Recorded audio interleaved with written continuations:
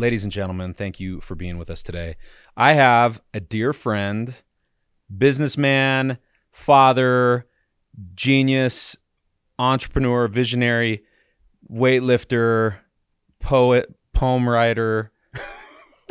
Is there anything else I'm forgetting? I could go on for days about this brilliant man. Mr. Ryan Welch is here with me today. And we were just laughing about it. We're now like 10 years into friendship. I met Ryan. Who introduced us? Who was it? David Parker? It was David Parker. Yeah. It was David Parker. Yeah. How's David doing, dude? I haven't talked to him in forever. Dude, he's a stud. I need to reach out to him and say hi. 74, 5, and he's moving quicker David than he Parker. ever has. Dave, it's been forever, man. I got to reach out to you. So I'm talking to you, assuming that you're watching this. Anyway, so David introduced Ryan and I about 10 years ago, and I think the original reason for you and I meeting was investment for Gigg, right? Honestly, dude, it was so long ago. I think so. Yeah, I think it was for Gigg. Yeah. Anyway, so Ryan and I hit it off right off the bat when we first met, and Ryan ended up being one of my first 3 original investors in Gigg. Mm-hmm. And Ryan has had a tremendous amount of experience in being a part of startup companies, has invested in numerous. Do you know how many companies you've invested in or, been a part of since the beginning? No, I mean, it's a lot. It's not like I get around. I'm not some floozy. It's not like 100, but it's probably, I don't know. It's not that many, like 15 to 20. But I spent a lot of time building, though. That's a bit of a business what I mean? whore. You're a little bit of a business. Yeah, that's true. And we got a couple unicorns in there that I was seed round on. Yeah. Those are fun stories. Yeah, which we will talk about. Yeah. That's why we're here today. But anyway, Ryan and I have been buddies for 10 years now. The thing about Ryan, and this is me, I always like to look for opportunities to shout out folks. With Gigg, you've been around from the very get-go. He has been one of my greatest advocates, one of my greatest supports through the dark times especially. Has always been there for me when I think I've hit rock bottom on a few separate occasions.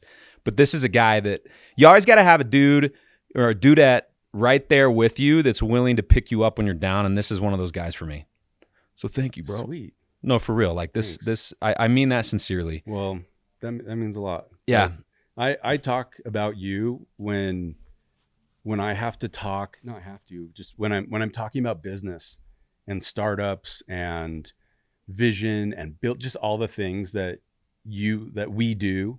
When you build something from nothing, it's a completely different experience than coming into a startup. I tell people a lot of times it's like the people who at like the circus, right, who do the swinging trapeze things, right? Mm-hmm. But they have a net under them. Yeah. Well, being an entrepreneur, you're the guy swinging with no net to make enough money from the crowd to buy the net, so that when you hire the guys to take over for you, they've got a net they can land on, that. Right? But you're always the guy doing it without a net. So true. I love that, man. But when I'm talking about sort of like that part of business, almost always you'll come up. There's just a couple people, or if it's investing, and I always say like, you can invest in an idea, but it's never the idea. It's execution, which happens by people, and you got to pivot. So in the end, right, it's like you got to put your money in the person. Yeah, man. As cheesy as it sounds, but there's a lot of depth to it. And so if you're not spot on with putting your money in the right person to begin with, then it doesn't matter how good the idea is that you put money into. You're gonna get effed. You won't have any money at the end as an investor. So true, man. And I appreciate that. And you've always said from the very get-go with me, I don't think we had a red cent in revenue when you first invested in Gigg. No. But you saw the vision, and you had faith in me, and that's one of the things that I will forever be appreciative of, is that you knew, and I knew, and you've played such a role, and I love that example that you just used. It's awesome. Well, that is one of those gems. We only spent like 2 hours in a. It sounds like a steamy romance, right? It was like 2 hours in a car and like close to midnight in a parking lot in Claremont, California. Yeah, dude. Yeah. And And I think like that was our first meeting. It was like 2 hours, I think, of us just sitting. I was in the passenger seat, whatever you were driving, and we're just talking about Gigg and business. And by the end of it, I'm like, all right, like how much? Let's do it. I remember, And man. I think we sent it over like the next day Yeah. or the day after. Yeah, you moved quick, which is really interesting. I've had a chance to invest in a fair amount of companies, and I would agree with everything you said. It's all about the team and execution. Who's the visionary or the person at the helm. When and you got to act fast, and that's something that I know that's a rule for you and how you play it's ball. critical too. Like if you want to be a good partner, it's like being married, right? Like you have to not only anticipate needs, but you've got to be able to sense what's going on. And in business, it's the same way. And so when we met, when you're pitching for capital, like no one is pitching for capital because they're in a comfortable position. Right. No one ever does. Right. You're pitching for capital because you need it. Yeah. And you need it now. The entrepreneur never wants to come off as desperate, right? I pitched for capital. I've been there too, right? And so you don't want to be like, man, I really need this, right. And all these reasons. But the other side has to understand that you're there because you do really need it. And so don't waste the person's time. Don't say, yeah, we'll get back to you, and don't, like you should be having that conversation as an investor because you're in a position ready to move money. Right. So true. And so that's where we were. It's like, well, if I'm going to do it and I made the decision, why would I wait? That's right. That's so true. So we said, yes, let's just do this. Let's awesome. Make this baby. Yeah. It's funny how all investors have a different approach with the decision that they make to invest or not. I actually heard something. I want to share this with you. I heard something from, who was it? Do you know Jeff Curl? I think Jeff Curl gave me this advice. No, I don't. Jeff's been a part of a number of different ventures. Skull Candy, I think Stance, really, really good dude. But he said when he is looking to invest in a company, he does it based on the answer to this question by those or the person that's raising the capital of the company. Mm-hmm. He's like, okay, I get all this, I get the vision, I get what you're going after. I want to know why you're going to lose and what keeps you up at night. Mm-hmm. What keeps you up at night? Why are you going to lose? And I was like, whoa. I don't know why that hit me so hard. But like, they see the vision, but I want to know why you're going to fail. Because if I'm going to invest, I want to make sure that the money I'm putting in is addressing why you'll potentially lose. Yeah. So I thought that was really, really interesting. Yeah. In one of the companies I built, and I've implemented this or helped advise to get other people to implement this. And it's a lot. It doesn't sound like a lot of work, but it is. But it's worth it. And that is, I set up a company. I set up a competing company inside of our own company. And so I hired 2 guys, and I said, "You're our competition. You're not allowed to tell me what you're doing, even though I'm paying your check." And I said, "Your job is to know everything in here, and then to outdo us." Wow. And you're going to have a little bit of capital to do it, but really not much more than that's a great 2 idea. Guys coming out of college. That's a great idea because that's who's going to beat you, right? That's awesome. And so it was like this counter intel or counter operations within your operation, because at the end of it, it's not like they could never tell me, but good. We would meet when they had something to deliver. Yeah. And I'd be like, oh my gosh, because then what you do is the leader, right, who's ever leading the company can then say, all right, that was spot on. That would have killed us. So we're going to do that. We're going to outdo ourselves here. Right. But if it's your company and you're like always in their underwear, like day in, day out, messing with them and like, okay, what'd you find out now? Right. Like they're never going to get a chance to really like be devious. Yeah. And they have to be. That's cool, man. That's and so it's just in line with like, how are you going to fail? Right. And so you can help when it comes to non-personal things, like on a company side. You can implement things like that. I think it was just such a risk reduction if you do. Yeah, that's really cool. So you've had a lot of experience, in your day. So let's. It's always interesting to hear where the roots start. You were born and raised where again? Southern California, That's all right. over, split family. All over. I think I probably lived in like 20, 25 cities before I left home at 16. And wow, it's crazy. Yeah. So you served in the armed forces. Yep. So I left home at 16, traveled, moved to Europe, moved to Hawaii, moved to a few different states on the West Coast. I had over 20 jobs before I was 20. I got fired from every single one. I dug ditches, cut metal pipe, worked in a dental office, made bagel sandwiches. I restored Mustangs.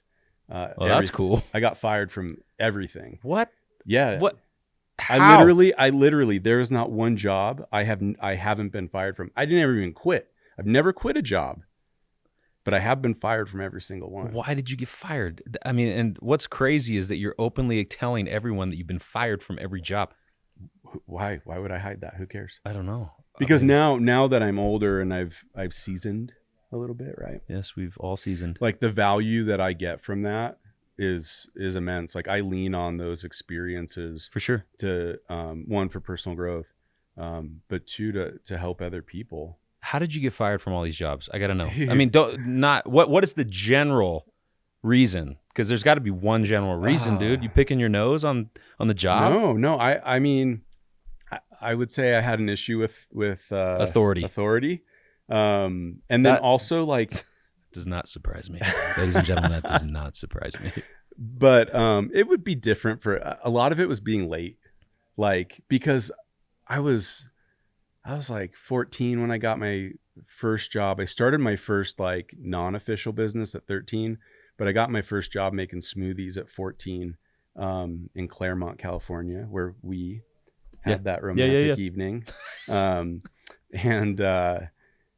so I was always skateboarding, and like I was in bands already. I started my first band at 12 or 13. It was a Ramones cover band. Sweet. So I was always like skateboarding or trying to get rides to go surfing or practicing because maybe there's some like high school kid's birthday party coming up. Yeah. We were gonna play in the living room. Yeah. And so it was always like stupid stuff like that. Or I'd get there and I would, looking back, I'm like, dude, who does this? I wish I could go like wring my own neck, but I would tell my boss that they were wrong, that they weren't doing it right. Like, hey, I found a better way.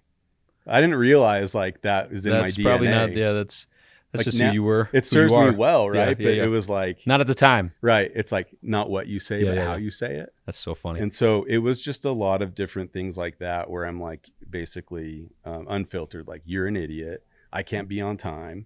I saw a recent statement made. Steve Harvey, who cracks dude, he's hero of mine. He cracks me up, dude. But he talked about there's something interesting about people that are late. Have you ever seen what he said about that? Hopefully we can B-roll that or clip that and show this here. But let me tell you something. There's a recent scientific study that says that people who are late are likely to live longer and be more successful. Because see, I think what that means is because late people are less stressed. Because when you late, when you show up, you say, I'm sorry. But the truth is, you really don't give a damn. That's why you late. Anyway, but he talks about those that are late. There's actually some goodness in it. I mean, you don't always want to be late, but there's something about people that sometimes show up late, because we all have a friend that shows up late. I'm not the most punctual person. I'm trying to be better. Yeah. But anyway, the clip is really interesting from Steve Harvey. I mean, my lateness now is just like, it's not like, man, that guy's unreliable. But as a kid, it was. You're a kid, dude. How are you an hour late? Okay, that's out of hand. And I'm like sweaty. It's like summer in SoCal, and I'm like, dude, you were showing up an hour late on the job? Sometimes. Oh my. And so that's Okay, go ahead. And so, but I'd like be skating and I'm like skating to work and I'm like, oh man, I could go like gap these, this spot at this college over here. Like I could take a detour, but then I wouldn't stop until I nailed it. Right. Yeah, man. So I'm like, well, I'm already late. Look, you're 1 second late. Yeah, man. What's the difference between 1 Perfect hour and this 1 trick, second? man. Let's Late go. is late. That's right. But I had this job working at a Boy Scout camp when I was like 16, 17.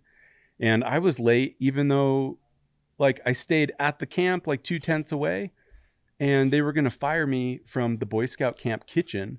So I slept in the freezer on a box of onions because then like my boss, this lady came in and she was like, what are you doing? And I was like, I slept here. And she goes, why? I said, because now I can't be late. It's not possible. That's hilarious. She was so mad. I have been fired from one job. Which one? One job. It was my first official job as a 16-year-old. It was Cinnabon. Oh man.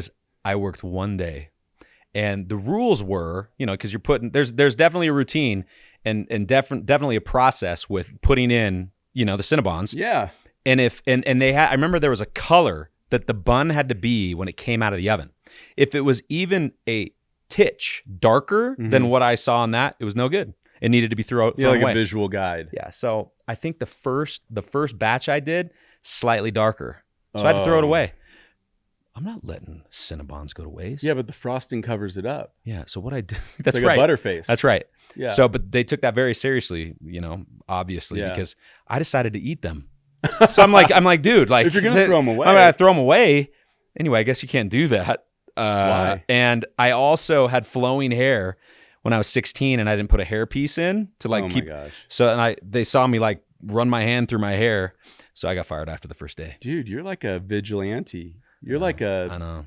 Cinnamon bun vigilante. I love cinnamon and I love peanut butter. Okay, Dude. so I mean, who doesn't want to eat cinnamon? I'll eat that crap all day. Dude. Cinnabon, you're doing it right. Okay, They're your amazing. cereal's unreal. Have you tried their cereal? No. Yet? Bro. Text me. Game Remind changer. me. In fact, I have someone here in the room, Betsy. She just came on board. Do you know what she brought me the day of her interview? She was hired before she said a word. Well, I know cereal, but She brought What me a kind? box of Cinnabon. oh my! And I was like, wow. yeah, Betsy brought me Dude. a box of Cinnabon. She said, hey, my name's Betsy. Here you go, man. And I'm like, That was day one or the interview? That was the interview. Oh my gosh, that's brilliant. Yeah. Good job, Betsy. Dang. Good job. That was amazing. So she got the job even before she said a word. Wow. Anyway, so yeah, dude. So let's talk about fatherhood. Oh. Ryan is married to a beautiful woman. We have no idea how he pulled her off, Sarah, and they have three children. Yeah. Oldest, Olivia 8. youngest, Benjamin is 4. yes. Benjamin's a riot. Is he the one that you were lighting up the other day when I was on the phone with you? Oh yeah, I mean he's the only boy. He's the only one I light up for anything ever. Isn't it funny how you parent your boys and Yeah. girls differently? Yeah, there's a lot more hitting with the boys, and there's a lot more hugging, like A little the more girls, where aggressive. I'm like, sorry, he hit you, I know. but I hit him back, and so we're even. Yeah, that's so And no, funny. I don't It's just do that. that's just But, the nature of. Boys know- are different, dude. Oh, they're so different. I know that we've talked about it, but just in general, like as people, as a culture, like you always hear these things.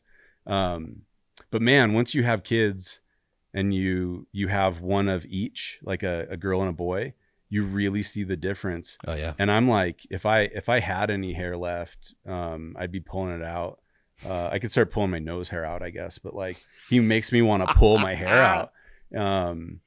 He's so wild. And when I get on him, I feel bad because I'm like, bro, remember, he's just 4 and he's a boy. Like you can't keep 4-year-old boys inside of a prison. That's right. They got to be outside. Yeah, they got to be adventure. playing. That's the boys, man. So let them go. yeah, That's so funny that you mentioned hair. It's so interesting how, and maybe this is inappropriate, but I think this is kind of funny. We So can Betsy, edit it. forgive us. Yeah. So isn't it funny how some guys, the hair just is your nose, where it happens, and you just hate it happening, and hair growing on you. Is there a worse place than nose? Oh, you kidding me, man? Shoulders, back. Oh, back. Butt? Dude. No, the back. The back is You know bad. why? Shoulders is bad. Because you can't get it. Like if you want to handle yourself, you can handle any part of you. but you want to really reach, and you can't. You got to have a teammate, back beard. a back beard. Dude, I had a soldier when one time, and his call sign was back beard, because his back beard was so fierce it puffed his shirt up. Oh my god! Like his shirt was like, you know what I'm saying? Oh my! It was like a pillowcase sitting on top of like all the fluffy inside, right? You know what? Here's how you solve that stuff. I have 3, I think it's Conair brand, but the nose trimmer, or but it's like nose, ear, unibrow. And they actually have that on the box that says you got unibrow. Yeah, you got dude. A unibrow, bro. Yeah, we help. But I got 3 of them. I keep them oiled. I keep them clean, and I'm always getting on there because when I was a kid, I remember seeing old dudes and my dad, my grandpa, and just older guys, and I'm like, I always remember thinking, you're gross. Like, what's up with that hair coming out? Your ear, it's coming out of your ears. Yeah, what are you doing? It's like, do you not see that in the morning when you're looking in the mirror? But as a kid, you don't know that you could handle it. You're just like, ugh. But now that I'm older, I'm like, dude, you could have done something. Yeah. So now I don't want to be that guy. Yeah, me neither. Do you know in the early 80s, they would sell stuff to make your chest hair grow? Like, it was sexy to have Burt Reynolds, Austin Powers chest hair. Dude, I'm not kidding. If you do have that now, it's sexy. If you can get like Tom Selleck, Burt Reynolds. But there's a lot of women that would absolutely disagree with you, that say a big hairy chest is nasty. But I'm saying Burt Reynolds level. Yeah, that's legendary. Most men cannot. Almost no man can handle legendary. Like a Tom Selleck stash. Almost never exist, right? Yes. So you can't just say like, well, women don't like mustaches. So you can't say, well, Tom Selleck has one. Well, you're not Tom Selleck. There's like only 3 mustaches, in the world that are on somebody that rival a Selleck. Yeah. Right. So you just can't. I mean, we're totally getting on a tangent here, but these are important questions. Next question for the ladies: mustache or no mustache? Betsy? Yes, with a beard. So like the mustache with the light beard, with like the like, that's what I want to. I want to actually go after that. That's the look I want to go after.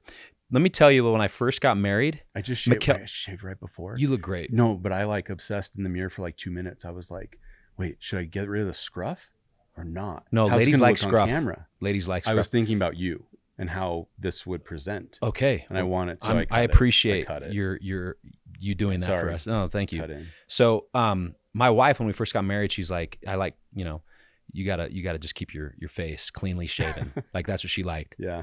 Now, so, and I would have scruff and stuff, and then like 5 or 6 years later, she's like, no, you need to have a beard. Like, she's like, you're not even close to as attractive without a beard. And I'm like, I mean, she hasn't said that, but she makes it clear. Oh, so you shaved? Oh, wow. And I'm just like, for real? Yeah. You're like, well, do you have plans tonight? She's like, yeah. Yeah. Stacy called. Yeah, it's interesting. Cleanly shaven or beard or facial hair? Any facial hair, mustache? What are you saying? Because we're asking this question. We're going to take these questions. We're going to take it to the Gigg. I like beard. Beard. Okay. I would be willing to bet that if we ran a poll, the majority of women would say facial hair on some level. Yeah. Well, you do a good beard though. I've seen it. No, there's a patch here because I do this. I didn't realize it. Dude, you shouldn't touch your face. I know, but it's too late now. 39, bro. I've been doing this for 20 years. When I get deep in thought, I'm like, it's not like some gross tick, but like it made a spot.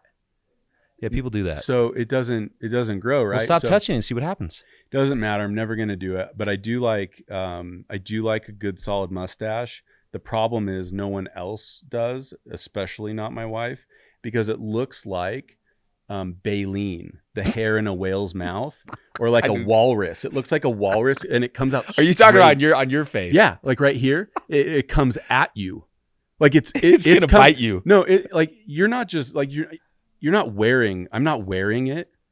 Like it's its own thing, and it's trying to get everyone else. So that is hilarious. My wife's just like, no, get out of here. I think there's a very likely chance that you and I have ADD. So let's get right back on track to start talking about you as a professional. Okay, here we go.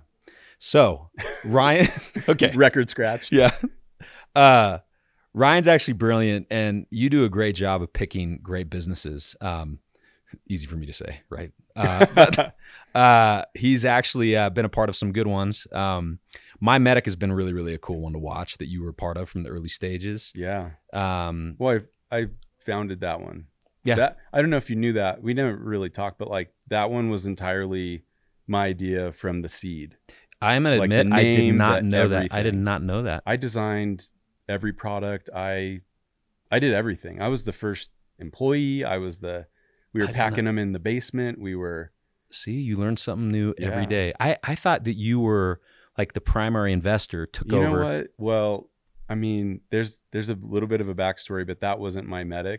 But we ended up taking inventory from that.